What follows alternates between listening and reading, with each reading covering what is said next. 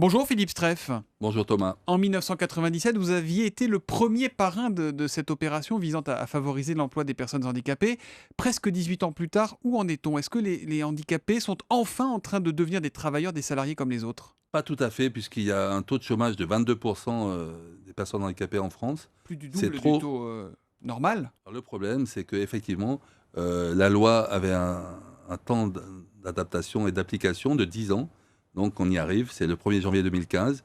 Et le gouvernement actuel, sous la pression des lobbies, des établissements ne voulant pas faire des travaux, a retardé la mise en place de cette loi par des agendas d'accessibilité de 3 à 6 ans. Donc c'est encore reporté de quelques années. Qui est-ce qui bloque Philippe Streff? Qui est-ce qui aujourd'hui met de la mauvaise volonté? Ce sont les Français valides, je dirais, aussi bien au gouvernement que dans la population, qui n'ont pas un regard vis-à-vis des personnes handicapées très positive, Hmm. pensent que c'est une lourdeur dans l'entreprise, Un travailleur handicapé est aussi productif qu'un autre à son poste, à sa tâche? tout à fait à condition d'adapter son poste de travail, Hmm. de le rendre accessible. On revient toujours à l'accessibilité, mais je pense qu'une personne handicapée est d'une richesse pour l'entreprise parce que ça permet également aux autres personnes de l'entreprise non handicapées de se dire finalement lui il est moins bien loti, je suis pas si malheureux et il fait des efforts, je dois en faire. Donc finalement c'est une richesse pour l'entreprise. Il y a une loi de 87 qui impose aux entreprises de plus de 20 salariés d'embaucher au moins 6% de leur masse salariale correspondant à des personnes handicapées.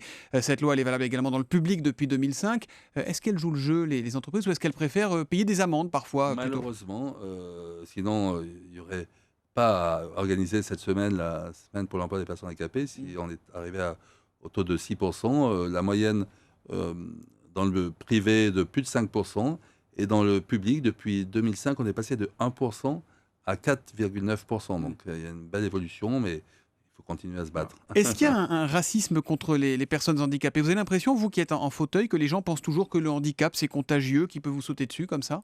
Le regard est en train de changer avec cette loi, ne serait-ce que les enfants puissent être scolarisés dès le plus jeune âge à la maternelle avec des enfants valides. Eh bien, ces enfants qui ont côtoyé le handicap dès le plus jeune âge Mm. auront un regard différent plus tard et les choses évoluent petit à Donc ça petit. va se jouer sur une génération, ça? Voilà, et c'est pour ça que c'est pareil pour l'emploi des personnes handicapées.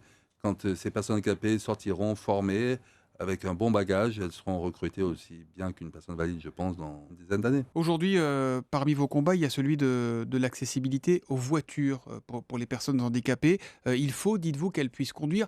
C'est un peu contre-intuitif, Alors, c'est pas un honnêtement. combat, c'est ma mission, sur ma propre expérience de conduire sans volant et sans pédale une voiture avec un joystick. Qui peut le plus, peut le moins. Donc, je fais passer les permis aux personnes handicapées pour qu'elles puissent se déplacer plus facilement, de leur domicile au travail. Et ça, c'est un élément de réinsertion socio-professionnelle important C'est comme pour lorsqu'on tous les est autres chômeurs. handicapé. Quand on n'a pas de moyen de transport, on ne peut pas aller à des rendez-vous. Quand on n'a pas de rendez-vous, on n'a pas de boulot. Oui, mais c'est plus difficile quand on est handicapé de se déplacer. C'est pour ça que depuis 2007, je me consacre à l'automobilité des personnes handicapées. Ce matin, il doit y avoir certains auditeurs, employeurs potentiels à l'autre bout du poste, qui doivent vous écouter et se dire, bah voilà, il est sympathique, Philippe Streff, mais au quotidien, dans la vie de l'entreprise, c'est quand même compliqué d'employer des personnes handicapées. Qu'est-ce que vous leur répondez?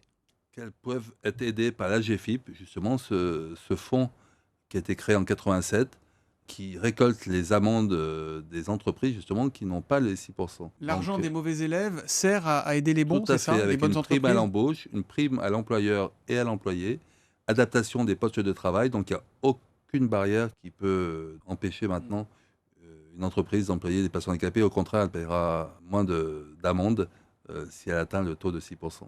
Une dernière question, Philippe Streff. Vous connaissez bien Jules Bianchi, gravement accidenté lors du Grand Prix du Japon le 5 octobre dernier. Est-ce que vous avez quelques nouvelles de lui à nous donner ce matin? Malheureusement, elles ne sont pas bonnes. Elles sont pas bonnes puisqu'il est dans le coma, toujours intransportable.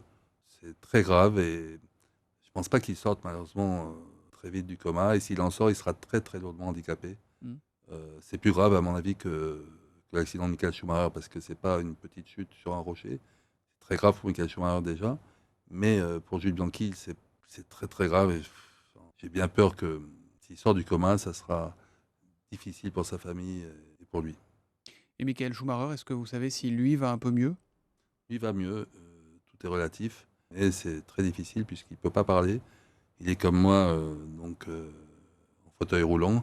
paralysé, avec un problème de mémoire et de parole en plus. Donc le fait d'être dans sa famille va lui permettre peut-être de récupérer plus vite, mais ça sera difficile. Et nous avons ensemble le même médecin, ainsi que Jules Bianchi, qui est Gérard Saillon, le président de l'Institut du cerveau et de la moelle épinière. Et c'est prémonitoire d'ailleurs en septembre 2010, lorsqu'il a décidé auparavant de créer cet Institut du cerveau et de la moelle épinière, que ses deux plus proches amis deviennent cérébro-lésés, avec Michael Schumacher sur des planches de ski et Jules Bianchi à cause de fautes humaines complètement inadmissibles au Grand Prix du Japon dernièrement.